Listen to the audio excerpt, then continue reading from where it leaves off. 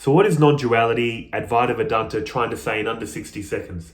This reality is non-dual. It is one without a second. There is one source to all reality. It transcends all experience, yet is what all experience is made from. It is prior to time and space, yet is the fabric of all time and space. It is the universal spirit. It is pure consciousness. They call this source Brahman. And where do you fit into all this? In this bigger picture, what are they trying to say? You are Brahman.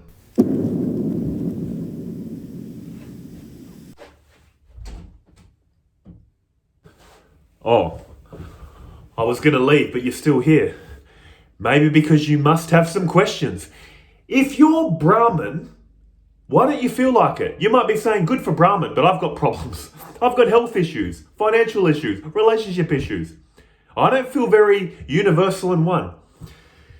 Here's where the teachings of Neo Advaita and traditional Advaita Vedanta split off. Neo Advaita will just give you this fact. You're Brahman. You're pure consciousness. The fabric of reality is pure consciousness, and leave it at that. Here's what it reminds me of. Imagine if you grew up as a homeless person your whole life. You just think you're homeless because that's all you've ever known. Someone walks up to you and says, "Oh my God, Our Majesty, we found you. You're actually the King of Zamunda."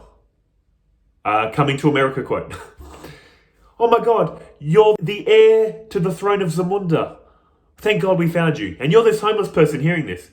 And then they just leave. That's all the information you know. Oh, I'm royalty, am I? Now what do? You've got no money to go to Zamunda. You don't act and think like a king. But you've learned some interesting fact about yourself. You're the King of Zamunda. This is what Neo Advaita is basically like, in my opinion. They tell you this ultimate realization, but some of them discourage spiritual practice. They say doing spiritual practice is reinforcing the sense of self. They're saying there is only the one self, Brahman, pure consciousness, which you are.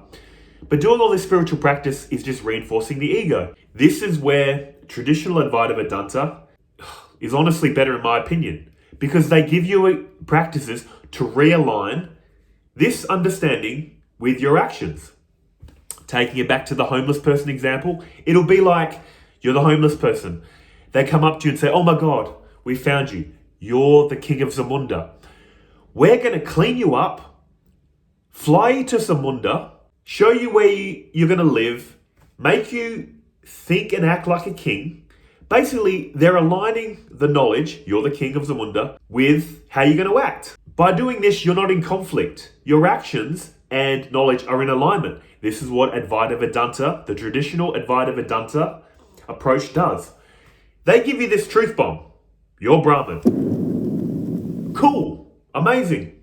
But you don't feel like it. You feel like a separate person in a separate world. And can you blame yourself? That's all you've ever known up until this point. This is why they keep hammering the knowledge of your true self, and slowly you need to align your actions with that knowledge. If everything is one without a second, your habit is acting like a separate person. This is why you need to do meditation, mindfulness, serving others.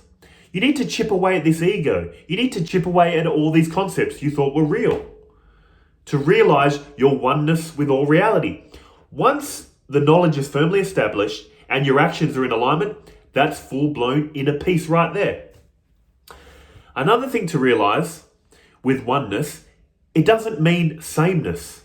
Oneness doesn't mean everything's going to merge into an amorphous mass of light. It's going to be exactly the same. The only thing that's going to go is your fear. When you have no fear, that is inner peace right there. Here's a good example. My old favorite, lucid dreaming. You feel like you're a separate person in a separate world right now. You feel the same in a regular dream. But taking it back to this reality right now, imagine if right now in this moment, everything started slowly changing into a dream. Whatever room you're in, it seamlessly turns into, just say, a beach. And characters. Even your body changes. Basically, I'm saying, imagine going from this waking reality seamlessly into a dream where you know you're dreaming. Would you be scared in that dream? If you saw that seamlessly happen, you'd be like, oh my gosh. My mind, my one undivided mind has appeared separate and I've seen it happen. Would you really be scared? Would you really worry, oh, I'm a poor character in this lucid dream? I'm a rich character in this lucid dream. You would have no fear because you've seen this dream emerge. You know it's ultimately unreal. It appears separate and real, but it's not. This is what I'm basically saying. You'll lose fear at that point, wouldn't you? You're only fearful in this reality. You're only fearful in a regular dream because you take it to be real. This is why you're fearful. This is why you think, I need to gain things from this reality for happiness.